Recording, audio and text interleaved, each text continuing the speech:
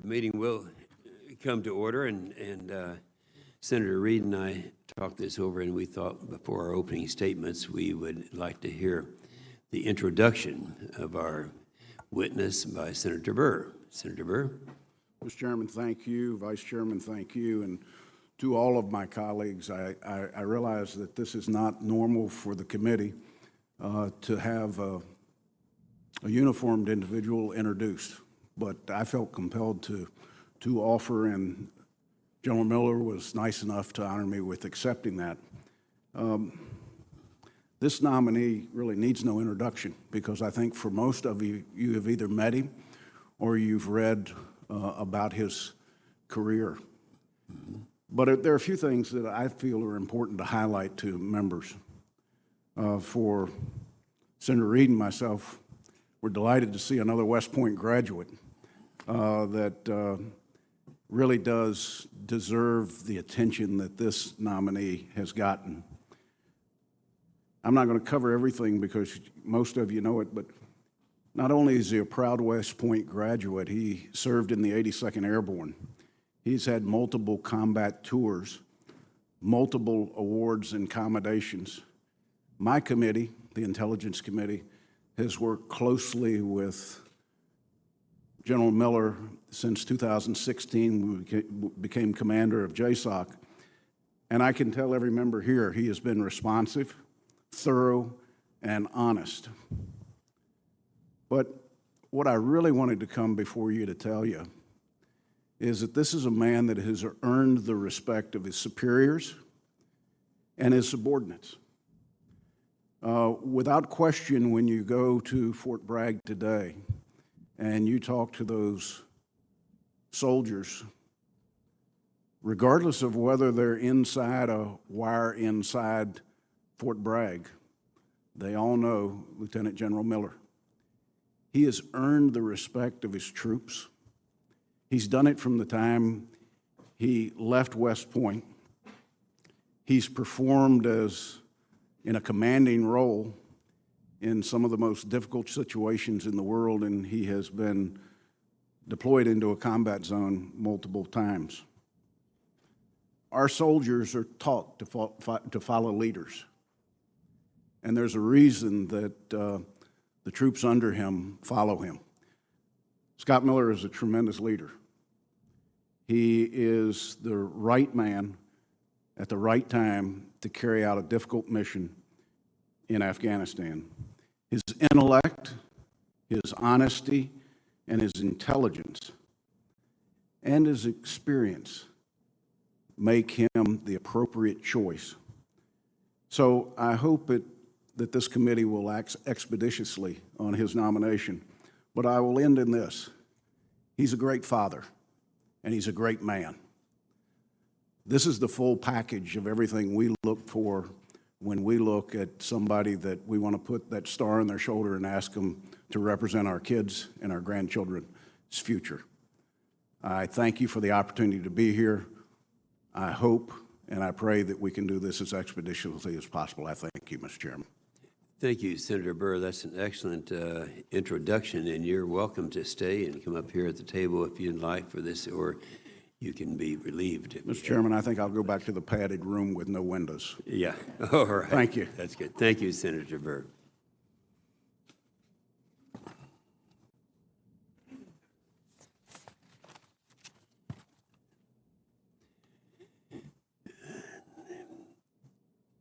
The committee meets today to review the nomination of the next commander for both the U.S. Forces, Afghanistan, and NATO Resolute Support mission.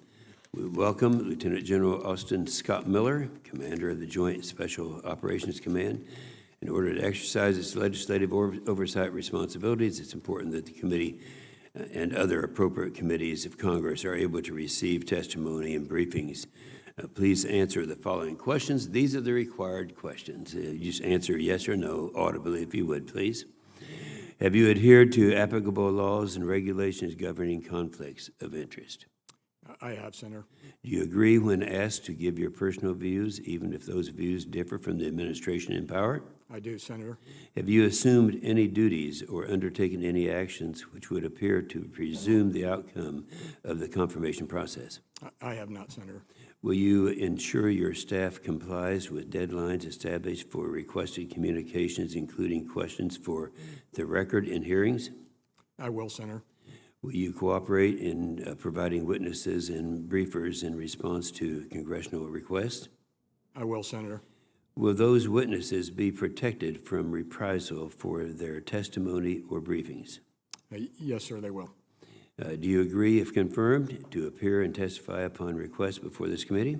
I do, Senator. And do you agree to provide documents, including copies of electric forms of communications in a timely manner when requested by a duly constituted committee, or to consult with the committee regarding the basis of any good faith delay or denial in providing such documents? I do, Senator. General Miller, we're grateful for your decades of service to our country and your leadership, and I have to say I agree with the comments of Senator Burr. I think he described you very well. You've been nominated to lead the forces fighting our nation's longest war. We look forward to hearing your views. This is really a significant post.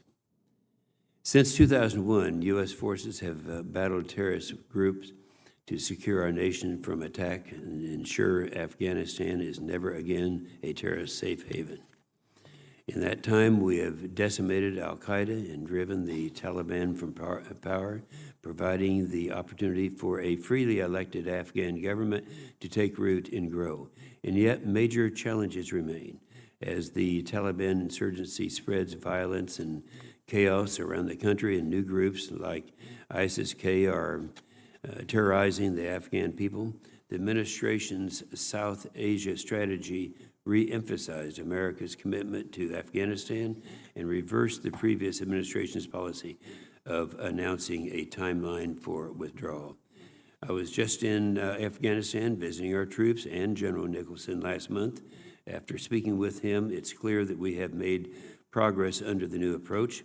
Still, we need to remain clear-eyed about Pakistan's continued support for the Taliban insurgency. General Miller, you are uniquely qualified to lead the renewal effort in Afghanistan with your service in Special Ops and your most recent assignment as the commander of the Joint Special Operations Command. This committee looks forward to hearing how you would address the challenges that you face today. Senator Reid. Thank you very much, Senator Inhofe. And let me join in welcoming General Miller, as well as his daughter Sarah and son Austin, who has just joined the 82nd. Thank you both for your commitment and service and support of your father. General, thank you for your continued service to the nation, and thank also, as I said, your family for their tremendous support. And as Senator Burr indicated, we do have things in common. We were both runts at West Point who became grunts, and so I appreciate your service very much. Much of your career has involved the mission in Afghanistan. In addition to several deployments, you served as the commander of the Combined Forces Special Operations Component Command in Afghanistan and as the director of the Pakistan-Afghanistan Coordination Center on the Joint Staff. General Miller, if confirmed, you will take command at a critical time. It has been nearly 10 months since the President's South Asia strategy was announced. In support of the strategy, the administration has increased the number of U.S. troops on the ground, primarily to advise and enable the Afghan security forces, made adjustments to the rules of engagement, and sought to keep pressure on the Taliban throughout the winter months. Despite these changes, the lead Inspector General for Overseas Contingency Operations recently reported that available metrics showed few signs of progress, and the intelligence community assesses that the overall situation in Afghanistan will probably deteriorate modestly this year due to persistent political instability, sustained attacks by the Taliban-led insurgency, unsteady Afghan National Security Forces performance, and chronic financial shortfalls. General Miller, I'm interested in your thoughts on the security situation in Afghanistan, particularly how we ensure we are making measurable progress in our efforts to train, advise, and assist the Afghan security forces. In addition to the advisory mission in Afghanistan, our forces are engaged in a counterterrorism operation against foreign terrorist organizations, namely al-Qaeda and the ISIS Khorasan group. Despite concerted efforts to disrupt and destroy these networks, these groups remain resilient and have retained the ability to conduct high-profile attacks against innocent civilians throughout the country. I look forward to your assessment of the threats emanating from Afghanistan and Pakistan and your expectations for the counterterrorism mission under your command. Though the security projections for 2018 are pessimistic, there are a few notable bright spots that also bear highlighting. The Afghan security forces continue to employ their most effective fighting units, specifically the Special Operations and Air Forces, and are committed to the effort to recruit and train additional forces in both categories. Over the recent Eid holiday, the Afghan government and the Taliban completed a successful 3-day ceasefire, the first national-level ceasefire the Taliban has agreed to since 2001. Additionally, grassroots-level peace efforts, including peace marches and sit-ins, has spread to over half the provinces of Afghanistan over the past few months. We have heard from the administration that the South Asia strategy is integrated and whole of government. However, many questions remain regarding the way in which progress on the battlefield will be translated into progress towards a political solution. Absent a diplomatic effort that is empowered with appropriate resources and staffing to engage with Afghan counterparts and critical regional players, any security gains will be fleeting. General Miller, these are just a few of the challenges you will confront if confirmed. Again, I thank you for your willingness to serve in this critical position.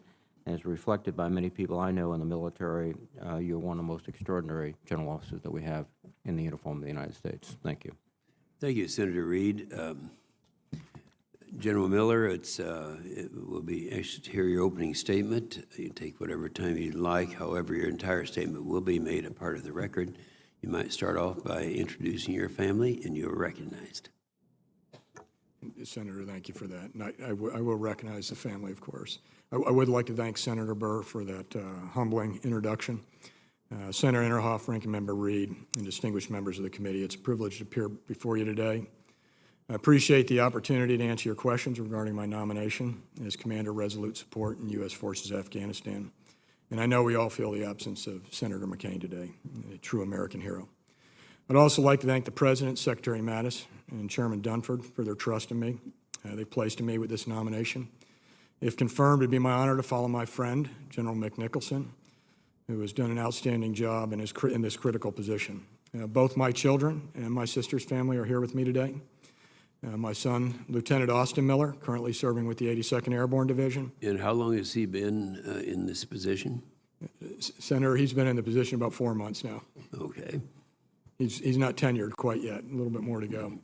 And my daughter, Sarah, who just recently graduated from Fordham this past May, and who's intending to pursue a career in law.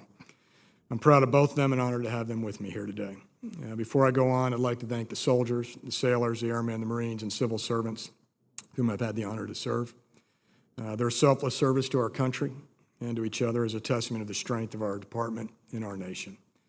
Most importantly, I want to remember and honor those who have fallen. They and their families have made the ultimate sacrifice. I also want to recognize our Afghan and coalition partners. 39 countries recognize the common threat posed by ISIS and al-Qaeda. We fight together today against a common enemy to keep our country safe, and if confirmed, it will be my privilege to fight alongside them again. I've learned a lot in the last 17 years. I've learned there are groups that want nothing more than to harm Americans. I've learned these groups thrive in ungoverned spaces. And I've also learned when we maintain pressure on them abroad, they struggle to organize and build the necessary means to attack us. I understand our core goal in Afghanistan is to ensure terrorists can never again use Afghanistan as a safe haven to threaten the United States or other members of the international community. I believe military pressure is necessary to create the conditions for political reconciliation. As we enable the Afghans to build military capacity, they are better able to deny safe haven to terrorists. I know and appreciate the tremendous cost committed to this mission. If confirmed, I'll be a vigorous steward of the people, the resources I'm entrusted with. Corruption and incompetence are corrosive to our mission, and fighting them will always be a constant focus of mine. The military component of this is only one aspect of the administration's condition-based strategy in Afghanistan and South Asia. It's necessary to provide space for political progress. If confirmed, I look forward to working alongside my friend, Ambassador John Bass, and other intergovernmental partners. His experience in those trusted relationships will be vital to our shared mission. I've had the honor of serving more than 20 years of my career in special operations. I know the values of working with reliable partners. I've learned problems are best addressed by seeking insights and advice from a wide pool of talent, not just those in uniform, but those throughout our government, as well as our international partners. And I've learned to maximize the resources I've been entrusted with to achieve effects. I've seen firsthand the terrorist threats coming from Afghanistan, and I know what's at stake. If confirmed, it'd be my distinct honor to serve in this position. Thank you for the opportunity. Sir, I look forward to your questions. Thank you, General Miller. Our two core military missions in Afghanistan are counterterrorism and to train, advise, and assist the Afghan security forces. Late August, the Trump administration released the South Asia strategy, reemphasizing America's commitment to Afghanistan and bolstering American security. The strategy is conditions-based and reversed the previous administration's policy of artificial timelines for withdrawal, and it made changes to the rules of engagement, including those of use of air power to strike enemy targets throughout the country. This new rules of engagement has allowed for targeting of illicit narcotics and severely hampered the flow of funding and is impacting the Taliban. Currently, there are approximately 16,000 U.S. personnel serving in the country. Both General Nicholson and Ambassador Bass, who recently appeared before this committee, have said that the new strategy is impacting the Taliban on multiple fronts. In the past, the Taliban simply had to sit back and wait us out. With this new strategy, I'd like to have, in your view, has that changed the thinking of the Taliban, and if so, how? Senator, I go back to the, as you mentioned, the vital national interest. It is the counterterrorism piece. Certainly the Taliban create the conditions for the ungoverned spaces. As far as the changing of the thinking of the Taliban, I'm following the progress from a distance. If confirmed, that would be something that I would go over and make an assessment. I do note, as highlighted earlier, the recent ceasefire over Eid, one by the government and one by the Taliban. So if nothing else, we have seen some change from that regard. But clearly, from the conditions-based strategy, is taking time off the table for at the present. Okay, what about resources? You've had a chance to look and see what the resources available to carry out your mission. What's your response in terms of, are they adequate as far as you see right now? Senator, where I sit today in Joint Special Operations Command, it gives me a unique look at certainly the resources that are applied against the counterterrorist fight. So I do see those. As for other resources, my instincts say they're about right. But at the same time, I would, if confirmed, I'd like to go over and just look at that and come back to you with a better assessment of that. Yeah, it'll take some time to get used to where we are. Just for a minute, let's talk about the SFAB activities that are going on. We have some 6. I guess one of those is to the reserves. So we're looking at 5 FFABs, which concentrate on the NCOs and the officers, and that's going to be predicated on the assumption that they have, the Afghans have adequate resources to carry out missions as instructed and participated in by these officers and NCOs. How do you think that's going to work? And do you see the cooperation of the Afghans at this time to be adequate to carry out those missions? Senator, I've seen the SFABs only from a distance. I had an opportunity to meet with their commander. I do know that's a very high quality soldiers, officers, and non-commissioned officers as part of the SFAB. What I'd go back to is my personal experience with advising and assisting, which, as you mentioned, is a critical component of our train, advise, and assist. I've seen it work. I've seen it work with the Afghan Special Security Forces, primarily with the commandos, but also with the police. That combination is a powerful combination, and it has a chance to increase their capabilities, their reach from an intelligence and the Afghans' reach in intelligence and operations. So I'm confident that this is going in the right direction. Well, that's good, and I'm confident that you're going to be confirmed too. So I'd just like to have you, once you're on the job and looking to see how this works. It is a concept. It's good. I think, but it hasn't had time to be proven to the extent that in the environment you're going to be working in, so we'll need to have report backs on that. Yes, Senator. Thank you so much. Senator Reed. Oh, thank you very much, Mr. Chairman. General Miller, again, I shared the Chairman's confidence in your skill and your ability and your leadership. The military efforts are designed to be the forcing process for diplomatic and political issues. I mean, ultimately, that's what's going to resolve the situation. There's an election that is pending in Afghanistan, political reconciliation. The ceasefire at Eid was a good sign, but I think a very transitory sign. You will be part of a team, but one of the things that I just want to ask you about is that we had previously a special representative for Afghanistan and Pakistan. That's been eliminated. So who's the lead beyond the ambassador in Afghanistan? Who's the lead diplomat that's going to work with you and the ambassador to get this political situation in hand? Sir, today I'm tracking that Ambassador Alice Wells is the lead, working very specifically in the reconciliation arena for State Department. She is the acting Assistant Secretary for South and Central Asia, and she has a range of tasks, but, she's not, she could be there or not there in the next few months or weeks. Again, I think we, together with military leadership that's consistent and very capable, we need diplomatic leadership too. And that message I hope you will carry back. The other area of concern immediately outside of Afghanistan is Pakistan.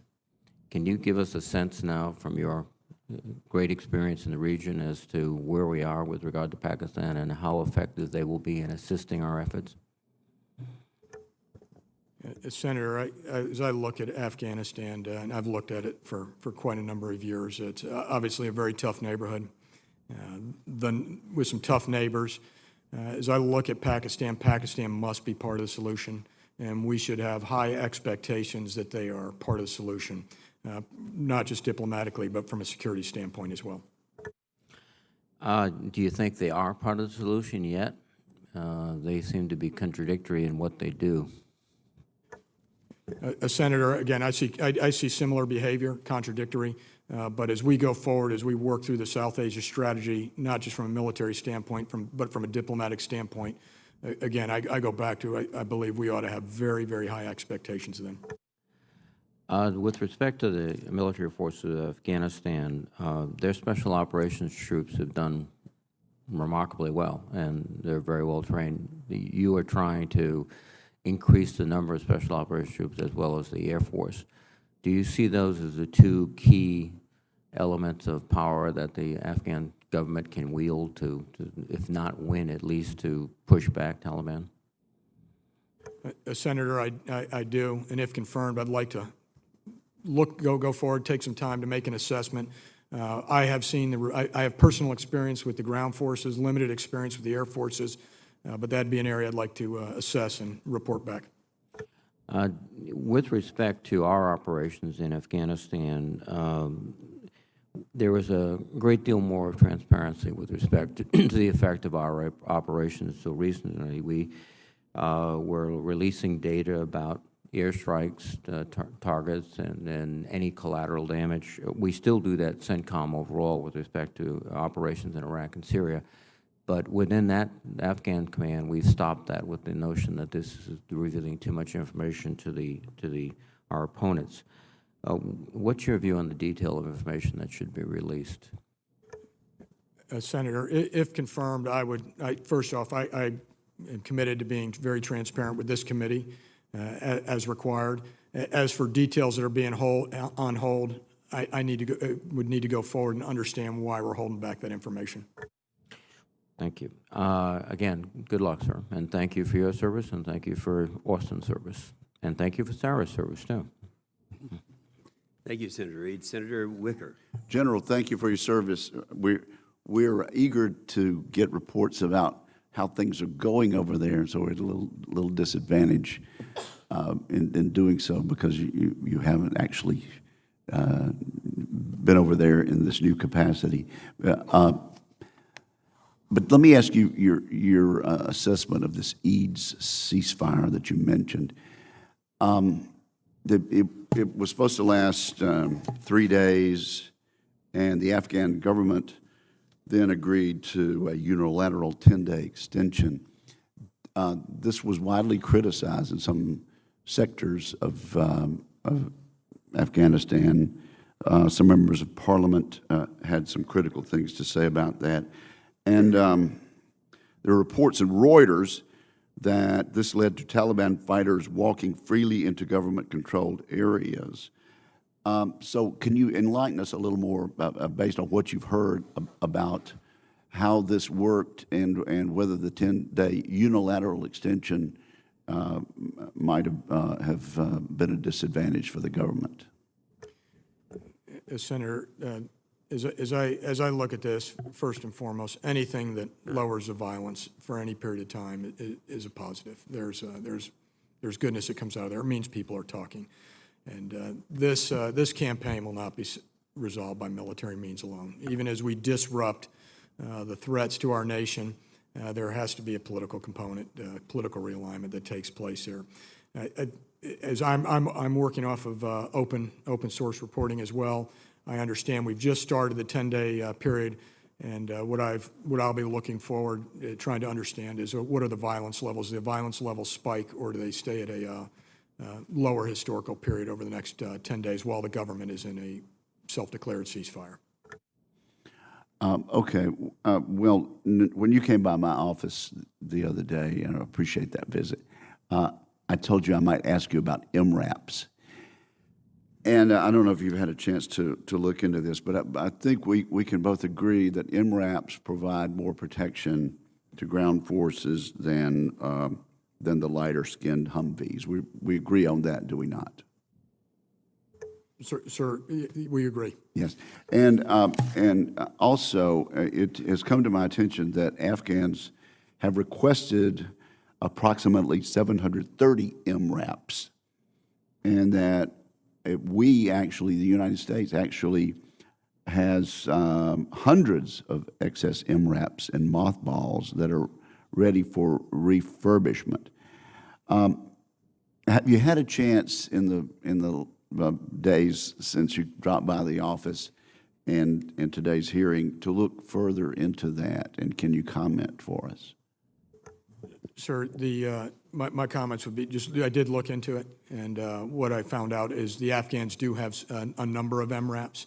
What I don't know, and would have to wait until, if confirmed, to go forward and look at it to see how they're utilizing them, how they're maintaining them, and what is the long-term sustainability of those. But that would be something I So you found out that they do have a number of them.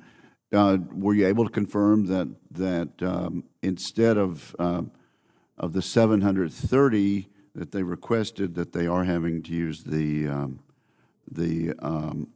lighter-skinned Humvees instead? Senator, I don't have that information. Again, I am aware that they have been issued a number of armored vehicles to include MRAPs, and that'd be one. I think I can come, if okay with you, come back to you and get you the exact facts on that.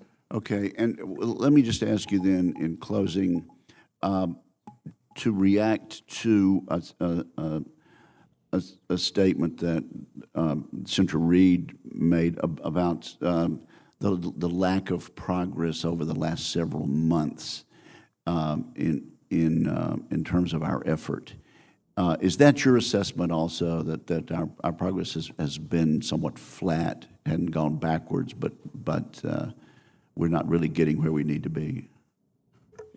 Senator, I've seen the CGAR reporting as well as the Resolute Support as well, and the State Department reporting, and there's a difference of opinion there. As we look at progress, first and foremost, I go back to the core objective, and that is Al-Qaeda, ISIS, preventing sanctuary, preventing external operations. So there's progress there.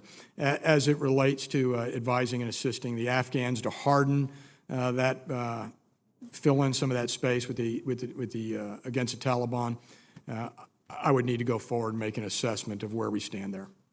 Thank you. Appreciate it. Thank you, Senator Wicker. Senator Peters. Thank you, Mr. Chairman, and General Miller. Again, thank you for your long career of service to our country. General Miller, when President Trump announced his strategy for Afghanistan last August, he made clear that the U.S. military would be taking a goal-oriented approach and moving away from timetables, as I know you're well aware. The President said that conditions on the ground, not arbitrary timetables, will guide our strategy. But I'm concerned that for too long, we haven't clarified what our metrics are for success in Afghanistan. And as a result, we've allowed our strategy to drift over the years. When we do have metrics, I think it's questionable whether or not we're achieving those. The previous question, you weren't sure whether or not we were drifting backwards or there were some other opinions we're moving forward. So it's somewhat of a debate. So it's one thing not to let our enemies know our plans. I get that. I think we all get that. But I don't think it's an excuse to not make some tough decisions about our national security. And as you can imagine, my constituents ask me what as our return on investment has been in Afghanistan. It's a common question that I get, in fact, at town halls that I hold, is why are we investing in infrastructure in Afghanistan when we have significant needs right here in the United States.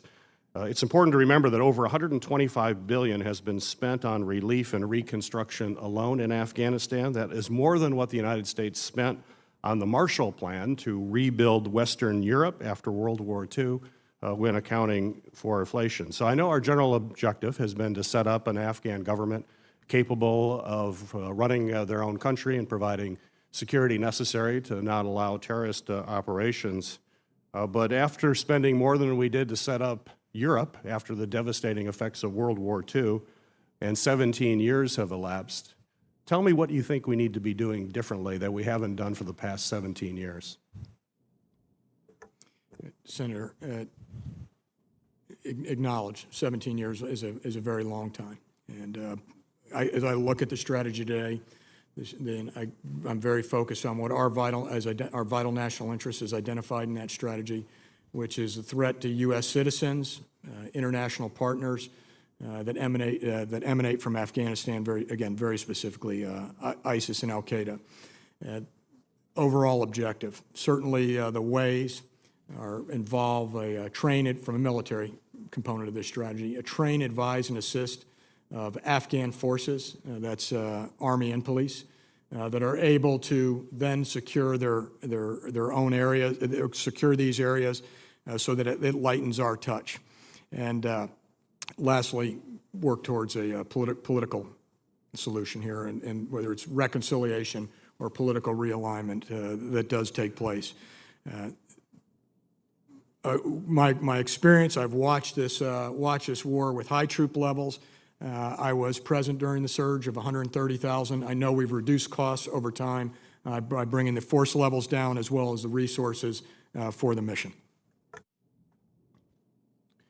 General, you talked about cost and spending. I serve as the ranking member on the Federal Spending Oversight Subcommittee, and last month we had a hearing on spending in Afghanistan.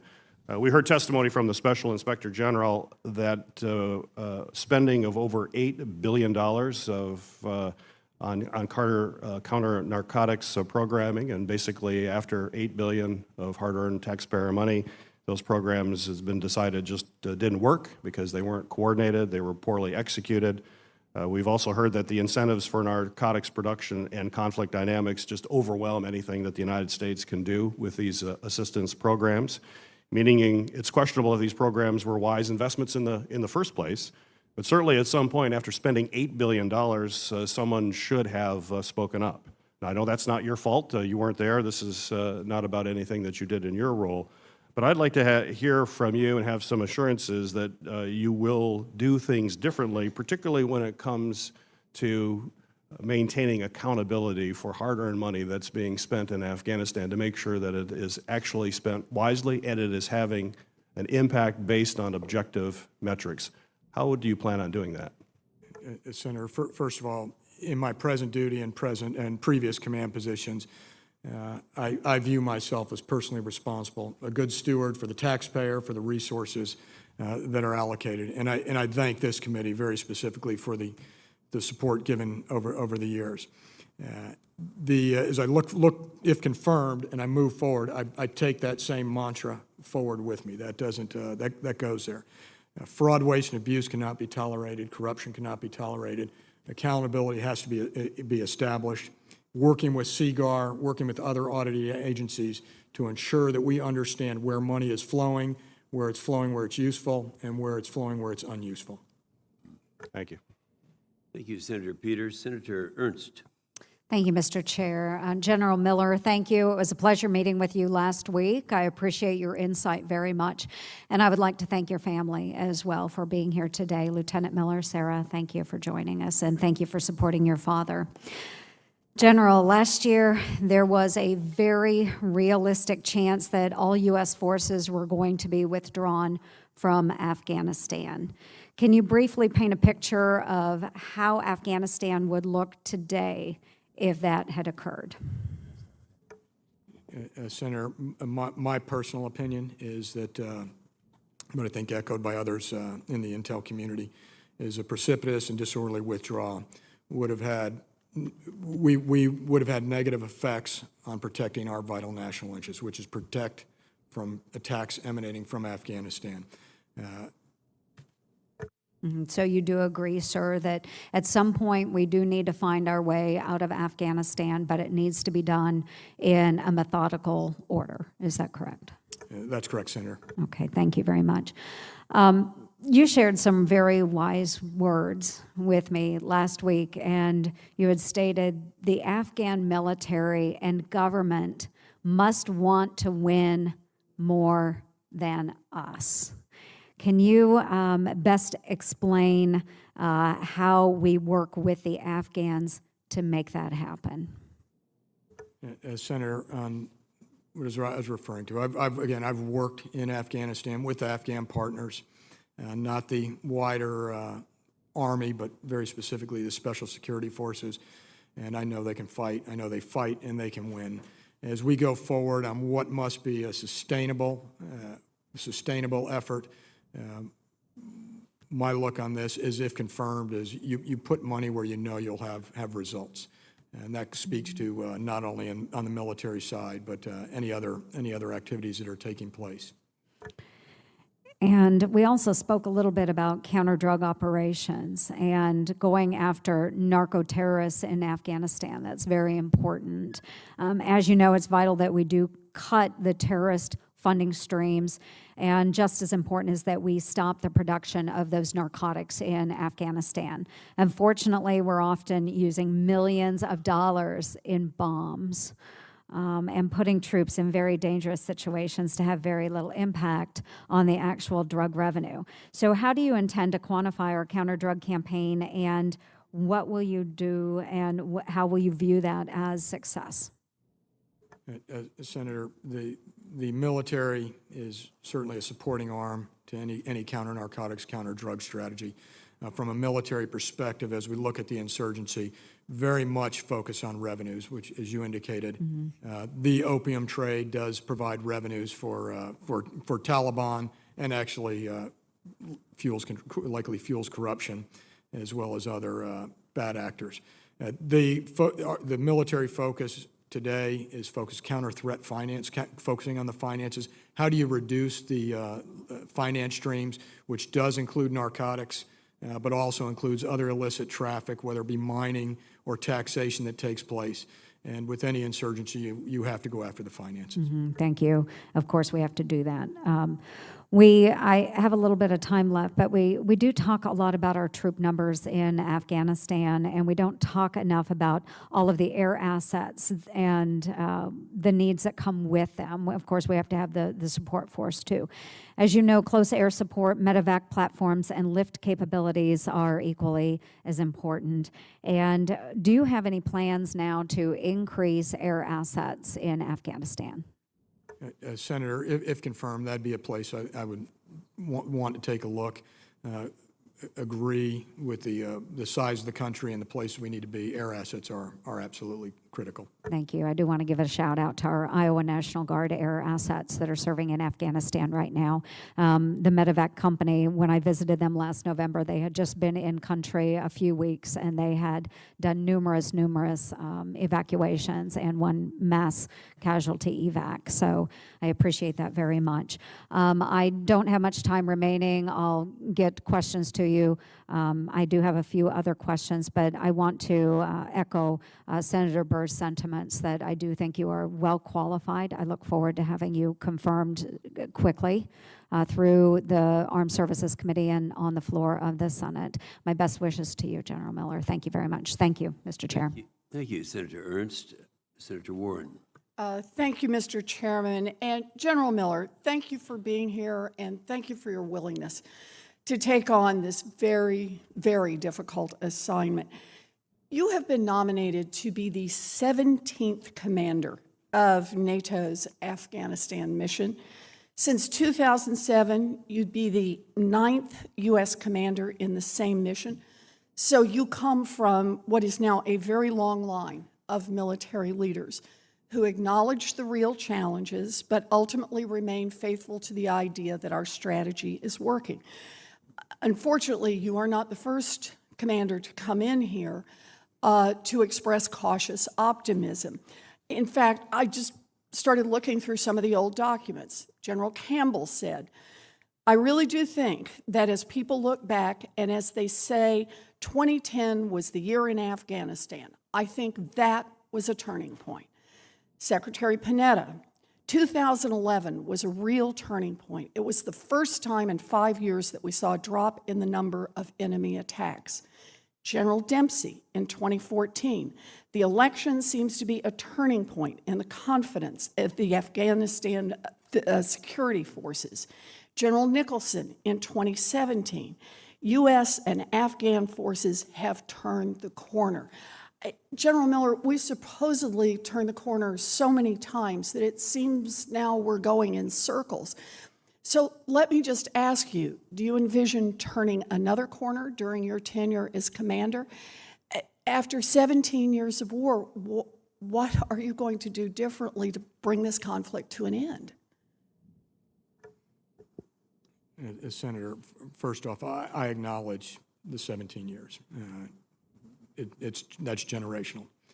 And I have experience from 2001 until very recently.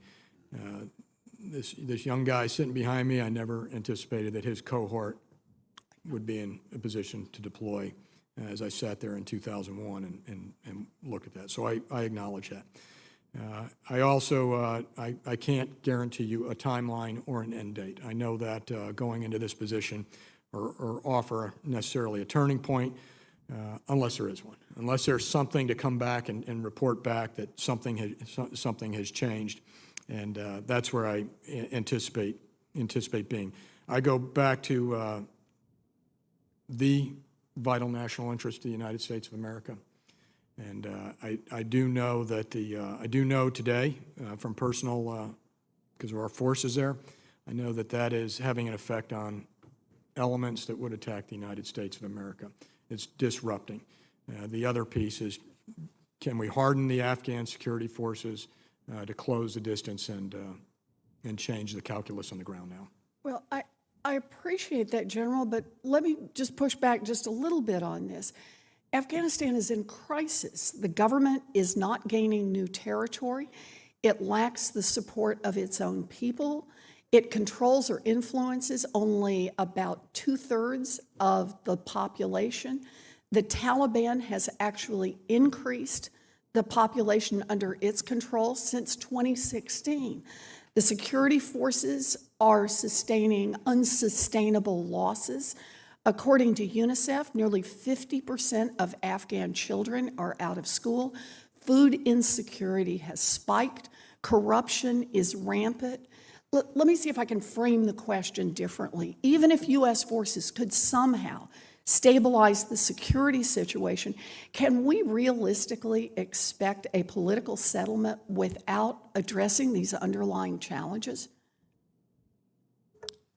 Senator, from the military component, as we support the political. The political speaks quite a lot to the reconciliation, the aspects of bringing the Afghans back together, and some of those underlying challenges will also have to be addressed. None of this is the fault of the brave men and women of the U.S. military, but I am afraid that we are asking our military to perform an impossible task. We've been in Afghanistan for 17 years. Our military cannot and should not be in Afghanistan forever. We need to make it clear to the Afghans that they need to secure enough of their own country so that U.S. troops can come home as soon as possible. I appreciate your being here, but I'm deeply concerned that we are just heading further and further down a path that does not have success at the end. Thank you. Thank you, Senator Warren. Senator Perdue. Thank you, General, for your service and your family's service. I share the concern of the senator, but let me ask you a question. So we've been there a long time. You've been there. A lot of people have died there. It seems to me that the real question here is, are we going to get the security forces of Afghanistan hardened, as you call it, enough to stand on their own, to where we can downsize our involvement there with some security that they'll be able to withstand the Taliban onslaught? Would you agree with that? I do, Senator. And so we've given them air power over the last year. We trained their A-29 pilots in this country. We've given them a lot of support.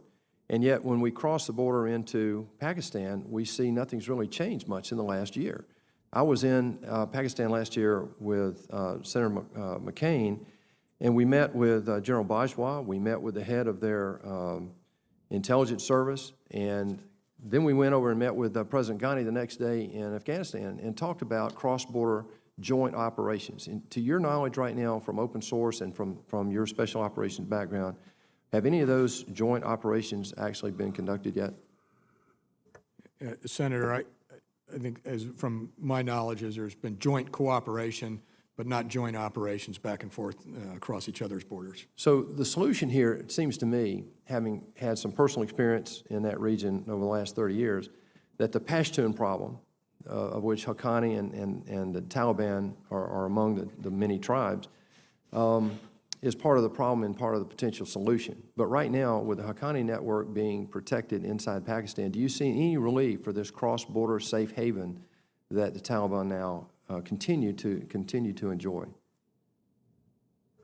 Senator, that would be something I'd have to go look at if confirmed.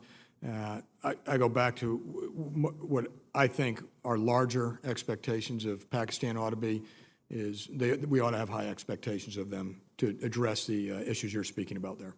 So last year when I visited General Nicholson over there, the objective, as he laid it out, and the plan for victory, as he called it, and I have high regard for General Nicholson, I think he's done a great job there, was to get the Taliban to the table. Are we any closer to that today, in your opinion, than we were a year ago? And what would you do as the new commander over there to help achieve that mission, if that continues to be our objective? Senator, I'm not aware, and that's again just because I'm not on the inside of getting them to the table, what that discussions that are taking place. The military strategy directly in support of the political objectives is in play. I see that shoring itself up from a distance, and if confirmed, I look forward to continuing that. Sir, one last question briefly. Last week we had, just last Friday as a matter of fact, we had a report that the head of the Pakistani Taliban was actually killed in a U.S. airstrike. I think you may have seen that report, Mullah Fazlullah. But it heightens the opportunity that these guys have to go cross borders. But these high-value targets like that, are they effective in terms of reducing the strength and the power of the Taliban and their ability to keep the government off balance and to continue this turmoil that we talk about in Afghanistan? Senator, as leadership, as you look at a CT strategy as part of a larger campaign, certainly leadership strikes are a pillar there. They're not decisive by themselves. It takes a much deeper disruption of a network, and as importantly, the political aspect to come in and solidify that, take a disrupt and make it into a consolidation of gains. Sir, it seems to me that one of the things that we do most harmful here in the United States Senate is to pass a continuing resolution that ties your hands from a finance point of view. What can we do besides eliminating the use of continuing resolutions to help you be successful in your mission as a new commander over there? Senator, first of all, I'd like to thank you, this committee very specifically, but Congress in general for the support over the years. And I think I take that question, look at things on the ground if confirmed, and come back with specific areas of support. I'll look forward to that answer when I visit you over there. Thank you, sir. Thank you, Senator Perdue. Senator Blumenthal. Thank you, Mr. Chairman. I join my colleagues in thanking you and your family for your service and expressing my appreciation for your very candid visit with me recently. When I asked you the question about what the end game is in Afghanistan, you very articulately made the point that we need to protect our nation and our national security from the use of that part of the world, and specifically Afghanistan, as a safe haven for terrorists to attack us. And perhaps for this committee and, in a sense, for the American people, you could express that view, because I think it would help, in a sense, further the understanding among members of this body and the American people about what our goals are there. As Senator, thank you for that. And they very clearly stated this is about protecting U.S. citizens. When you go right to the heart of the issue, U.S. citizens, other international partners are threatened by terrorism that emanates from Afghanistan. I look at these groups with my current capacity. Today I'm thinking about Afghanistan, but I look at them across the globe and in these two groups. And very specifically, it's transnational capabilities that allow it to project power. That is the interest that we're protecting. It's not enough just to disrupt. It does require the political levers that come in. It does require work by the Afghans as well. The Afghans are part of this solution. The peace process, it's Afghan-led, Afghan-owned, and those are the components that need to come together here to achieve our core objective. How significant in that peace process do you think the recent ceasefire was? Senator, I think that I'm a fan of any time you can lower violence, that gives you a chance to talk. Specifically in Afghanistan, my experience, as long as you're talking, they're probably not shooting at you, and that's a good place to be there. But I don't want to overstate it. I think it starts a conversation. I think there's what really matter here now is the follow-through, certainly by the Afghans, the Taliban, but also the international community and the coalition. Speaking of that coalition in general, it's a coalition that involves our European allies, correct? There are some of our European allies, yes, Senator. And they have shed blood and made sacrifices side by side with us. That's correct, Senator. Would you say that our national interest is well served by maintaining the close ties and friendships and alliances that we have with our European partners? Senator, I agree with that, and I see that, if confirmed, that's one of my key responsibilities, is maintaining the cohesion of the coalition. And it's hard to compartmentalize those alliances and friendships to the battlefield.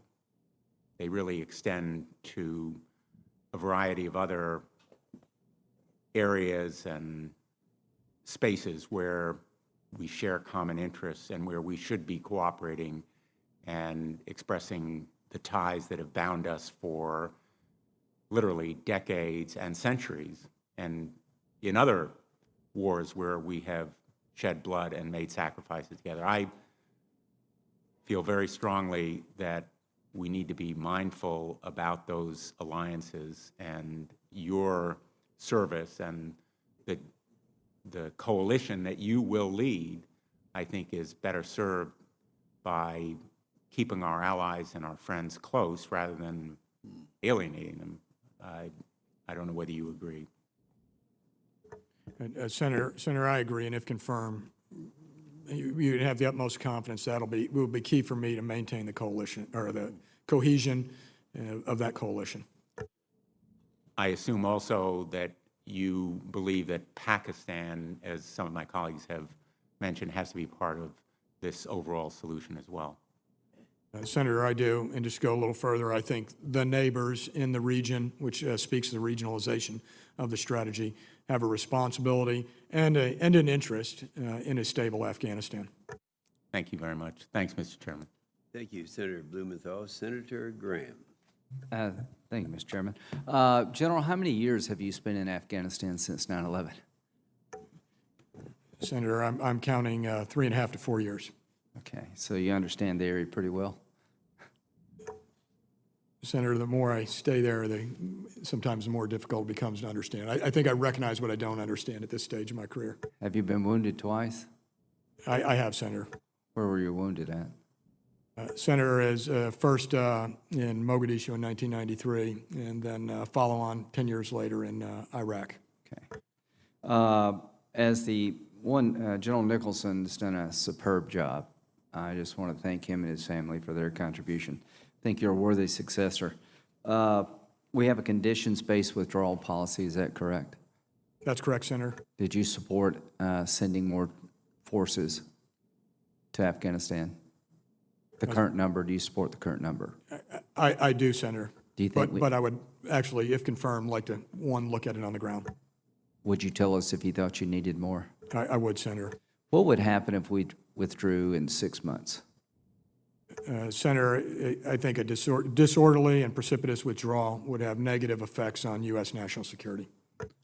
Describe those effects briefly. Senator, I would be concerned about about ISIS and Al-Qaeda's ability to emerge and project external operations, one, because I know they want to, and I know they're constantly looking for that opportunity.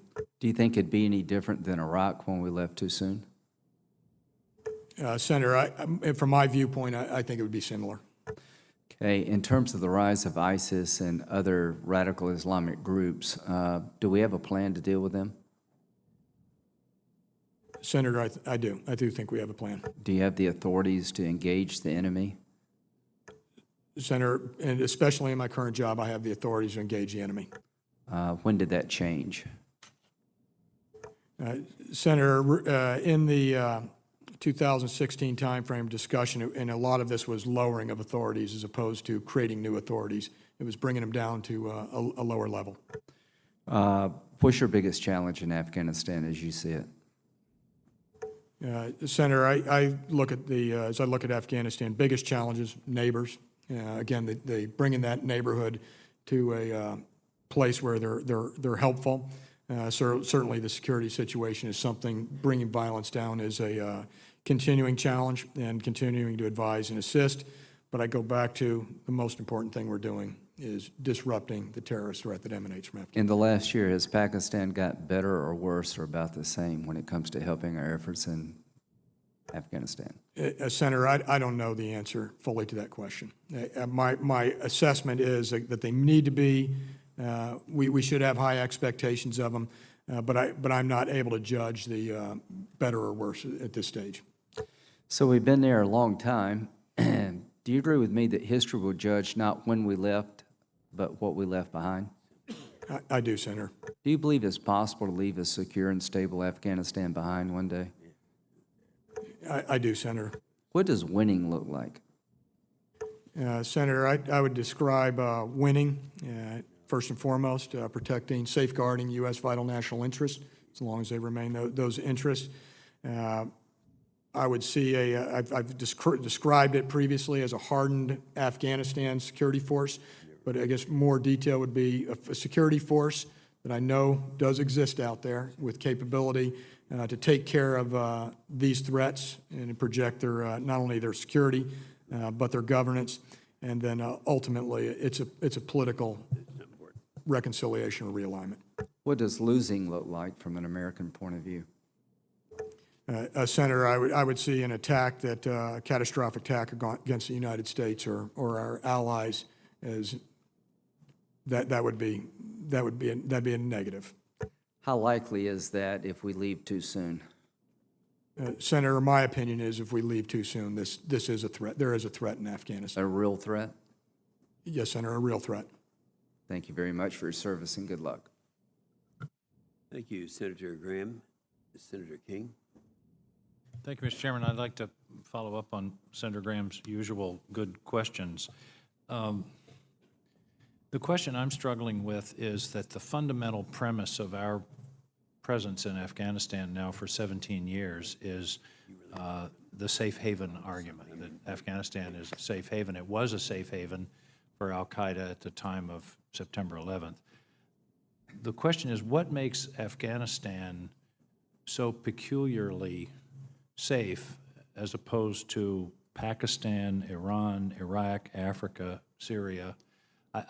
I'm genuinely trying to understand why all the blood and treasure goes into one country if the enemy can simply set up a tent city in the middle of the Sahel or somewhere in Pakistan or somewhere in Iran. Do you see where I'm going? Why is it Afghanistan is the center? You're talking about a mobile enemy. Most of the people that plotted September 11th weren't from Afghanistan. They just used the land. Help me out here. Senator, with Afghanistan, obviously an ungoverned space, not the only ungoverned space, and not the only place, very specifically, that ISIS and al-Qaeda operate from. There are other locations as well. In Afghanistan, as we discuss it today, one of the unique pieces is Afghanistan still has a government, a functioning government. So it's I would go to that direction. Al-Qaeda, ISIS, dangerous in Afghanistan, transnational in nature, communicating outside of the conflict zone, and not dissimilar to other places around the world, which my particular command, where able, attempts to address those threats as well. Well, I understand your answer, but I really don't. Again, you say Afghanistan has a functioning government, which seems to be losing ground, but there are ungoverned areas, or there are areas where there's a sympathetic government to terrorists. Yemen, I mean, I just listed them, places. I just wonder if we aren't concentrating all of our firepower on the place that bred September 11th and a lot of blood and treasure, as I said, that I don't know how we're going to change the dynamic there. We had 110,000 troops there. Now we have 15,000. What's going to be different? I was following up, I thought, Senator Warren's questions going back in history where your predecessors have all said we're at a turning point. We don't seem to be, nothing seems to change. And what's going to change in the next 2 years or 3 years? And by the way, I am not questioning your leadership whatsoever. I certainly plan to vote to confirm you. I think you're the right guy in the right job at the right time. Your record is impeccable. I'm talking more about national policy. You happen to be the guy sitting in the witness seat. But what do you see as changing that will change the dynamic? Because it seems to be going in a negative direction in terms of land-controlled, decline in the size of the Afghan security forces, political instability within the government in Afghanistan. How do we make a change in that dynamic? Senator, as I look through and think back, based on your question, reflect what's changed. Again, I was there in 2001, where we probably had about 1,000 U.S. boots on the ground, maybe even a little less than that, with other coalition partners. I was there in 2009 and 10, when the U.S. military, as well as other NATO forces, surged. We were over 130,000 U.S. forces, and the period where we took the brunt of U.S. casualties as well as NATO casualties. As I came back in 13-14, what had changed then was a Afghan-led effort. Afghan forces to the fore, Afghan forces leading the security the security charge and wanting to do that. As a matter of fact, their senior leadership wanted to ensure they were in the front. We'll have to go forward and take a look at this if confirmed, but that's another adjustment. You see an even smaller number of U.S. and other coalition forces that are working to train, advise, and assist, both institutionally and tactically.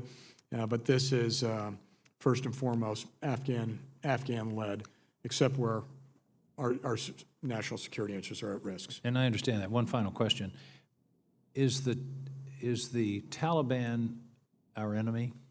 Is the Taliban, because again, this whole thing is in the context of counterterrorism. Is the Taliban a terrorist organization? Are they more likely to tolerate and support and encourage the resurgence of ISIS or Al-Qaeda as opposed to the government? I'm genuinely interested in the ideology of the Taliban. I can't figure out who they are. Senator, from my perspective, the Taliban have previously hosted and tolerated Al-Qaeda. They've now said that that would not be part of their future policy, but that's statements by them.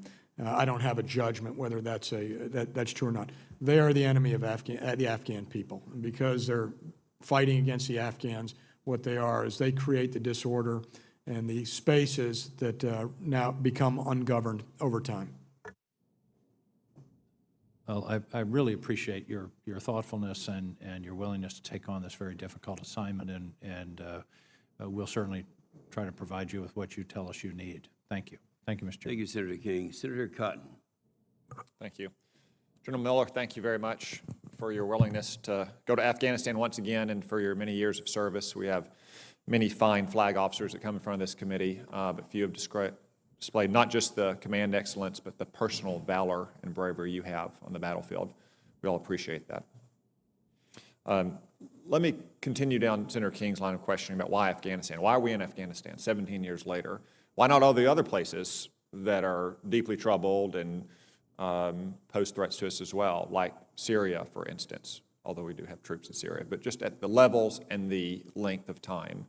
It's true that Afghanistan is where we were attacked from on 9/11, is that right? That's correct, Senator. Is it still true that Afghanistan and its border area with Pakistan has the highest concentration of foreign terrorist organizations anywhere in the world? That's correct, Senator. It's also the case that we have a troop presence that's established and that does many important tasks in Afghanistan, that we would lose that presence and those capabilities in the country if we were to, as you say, precipitously withdraw. Yes, Senator, that's correct. But 17 years is a long time. I think this will make, you said your fourth deployment? I count it in years, about 4 years, Senator. Okay. Did you imagine in 2001 that you would be deploying for a fourth year to Afghanistan in 2018? Senator, I did not. Is that something you really would have wanted to do in 2001? Yeah, Senator, I actually recall conversations of people who were out over Christmas of 2001 talking about they were doing this, their kids did not have to. Well, since you raised that, let's talk about Lieutenant Miller there for a second. If Lieutenant Miller does his job well and stays as a platoon leader at the 82nd Airborne into next year, 2019, he is going to have a private report to his platoon, in all likelihood, who was born after the 9/11 attacks. That's a pretty shocking fact, isn't it? Yes, Senator. So we've taken on a lot of burden in Afghanistan. We've taken it on for a long time. Many Americans rightfully question why we have spent so much money there, why we've had so many of our sons and daughters killed there. Is the simple answer to those questions that Afghanistan is where they attacked us from, and if we were to, as you say, precipitously withdraw, they would simply try to start attacking us again? Senator, I go back to that national interest, the vital national interest, which is the security of our country, security of our citizens, as well as other international partners. That's why we're in Afghanistan. And I wish that you and all those other lieutenants and captains who said in 2001 that they were there so their kids didn't have to be there had that prediction come true, but it's simply not the case. The enemy is still there and the enemy still gets the vote, right? That's correct, Senator.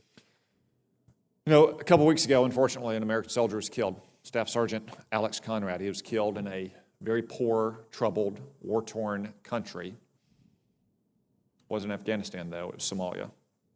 And Captain Miller served in Somalia 25 years ago. Isn't that right? That's correct, Senator. Did you have the same sentiment when you served in Somalia, that you wish that you were there in part so your children wouldn't have to be there 25 years later? Senator, I think in 1993 I wasn't thinking that in that direction, but to your point, yes.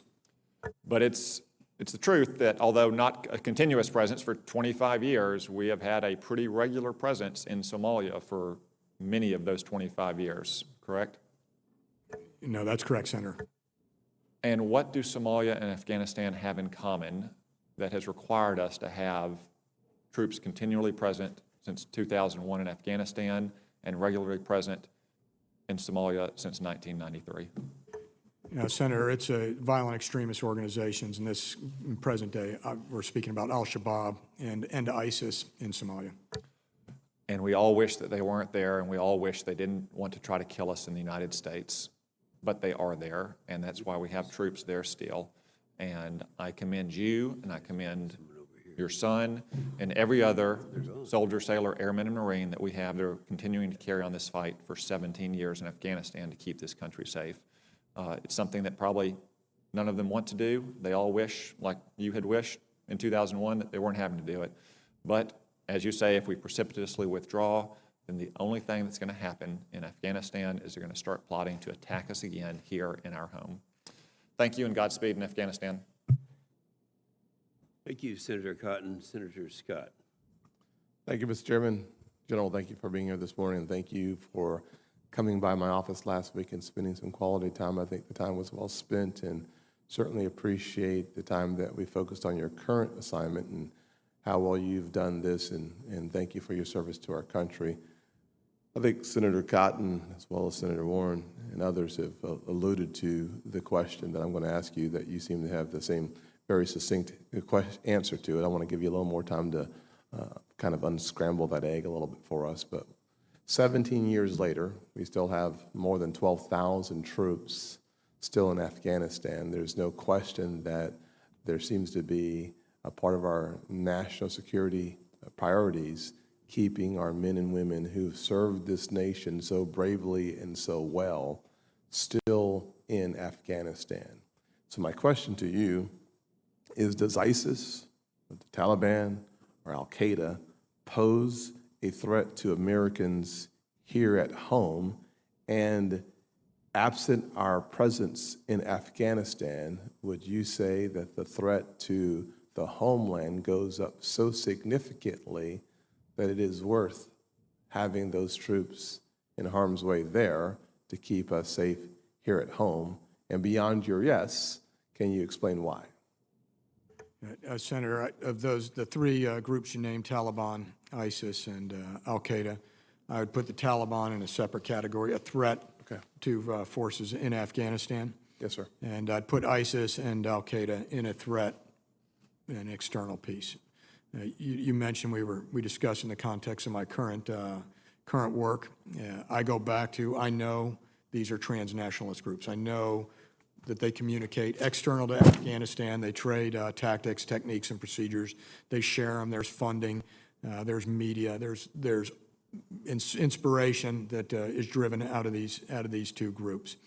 So I see both of them as clear transnational threats with the desire to attack the United States or Western interests. And without our presence, their desire plus their capabilities would pose a real immediate or imminent threat to the United States. Yes, Senator. There needs to be pressure on them, military pressure, as well as consolidation, post-military pressure to disrupt and start breaking them down. Thank you, sir. I'd like to take this opportunity to ask a question pertaining to your current position as commander of the Joint Special Operations Command. The men and women you lead have been instrumental in killing or capturing terrorists on the battlefield who would like nothing better than to attack Americans, as you just suggested, here at home. However, the National Defense Strategy identifies the need to counter near-peer adversaries such as Russia and China. Although it does not specifically say so, one could argue that it means less emphasis on places like Afghanistan, given the extra resources needed to field the fifth-generation aircraft, the next-generation combat vehicles, and advanced technology weapons. Those resources will have to come from somewhere else. Does the National Defense Strategy change how you think about training and employing the forces you command today? Senator, yes, it does. It does change, but I'll tell you, it changes all the time. The men and women of Joint Special Operations Command, I would call them a full spectrum organization, or SOF writ large is full spectrum. So while concentrating on violent extremist organizations, certainly since 2001, very directly, indirectly in other cases, SOF is also preparing for other challenges, as indicated in the National Defense Strategy. As for the resourcing, certainly what you can expect from me, what my leadership expects from me is best military advice on how the current fight ought to be resourced, and then I expect them to make the decisions based on a broader global look. Thank you, sir. I think you basically answered my second question, but I'll ask it anyways. Are you concerned at all that the National Defense Strategy will take resources away from the priorities in Afghanistan, and do you have the freedom, the flexibility to ask for the resources that you need once you're on the ground and having a new view? And I think Senator Graham did a really good job of pointing out the fact that you spent about 4 years of your career in Afghanistan, so you have an understanding and appreciation of the terrain and the difficulties and the challenges that we face. But if you need more resources, I hope you'll feel have the flexibility and the freedom to ask for those. Senator, if confirmed, I'm confident I have the flexibility and freedom to ask for those resources.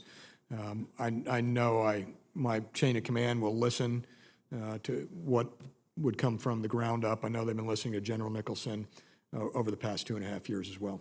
Good enough. Let me just use my closing time that I actually do not have to say thank you for your service. It certainly is good to see your son behind you. It helps me understand and appreciate your sense of urgency as it relates to getting out of places that we do not need to be, but also staying in those places if there's actually no other choice for us other than to be there or risk more lives here at home. Thank you both for your service. God bless. Thank you, Senator Scott. Senator Sullivan. Thank you, Mr. Chairman, and General, welcome. I'm just very thankful that you're willing to take on the job. I want to thank your family as well. I think in terms of qualifications, you might be uniquely qualified for this task. We don't get many generals in front of this committee that not only have the experience you have, but Purple Hearts and exceptional awards for valor. So I want to thank you for that. Like I said, I want to thank your family as well. Your JSOC command, I think, particularly is relevant for your next assignment. I certainly plan on supporting you fully. You're seeing the themes here about 17 years and a long time, many turning points, but really not at the turning points. The CT mission is critical. Pakistan is a safe haven. I think there's been a lot of good questions here. I want to ask you maybe to take this opportunity to educate us and the American public who have a lot of interest in this on a couple issues. Right now, you're going to be going into a broader mission that's focused on an advise and assist mission as part of Resolute Support, but also a CT mission. Can you explain the difference and then how these two are related? Because they're different but important. And Senator, as I've talked or heard discussions on CT, counterinsurgency, and the rest, they're absolutely linked. And as part of the CT mission, the Afghans, in some cases, take the lead there as well. So that's also has a train, advise, and assist component. When you look at the larger train, advise, and assist with the other parts of the Afghan National Army and the police in some cases, this is the piece that drives Afghan-led. It is the security forces that extend the writ of the government, if you will. It creates an environment. So the train, advise, and assist is meant to enable those Afghan forces to be successful. From a personal example, I mentioned earlier to the committee, I have not seen the Special Security Forces lose. I have seen them take hits. I've seen them bleed. I've seen them take casualties, but they win their fights. They win their fights. They're even better when they have the right enabling support from us. And that goes, I anticipate that's the same for the entire Afghan National Army. Can the CT mission be successful without the train, advise, and assist mission? Are they that interrelated? Or can we just say, hey, you know what, we'll just keep JSOC over there and robust CT mission to protect the homeland, but we're going to give up on the TAA mission? Senator, I've watched CT operations that are largely focused on kinetics, and my personal assessment is those are fleeting. They're disruptive, but not necessarily a decisive or an enduring operation. The TAA, the Afghans coming in behind, that is your reliable partnership that starts driving towards what I'd refer to as a consolidation of gains, which oftentimes are more political than they are military. Can we ever secure our national interests either from the train, advise, and assist or CT perspective if there is a safe haven in Pakistan? Senator, safe haven makes this infinitely more difficult. So is that a no? We have to squeeze out safe havens if we're going to be successful here.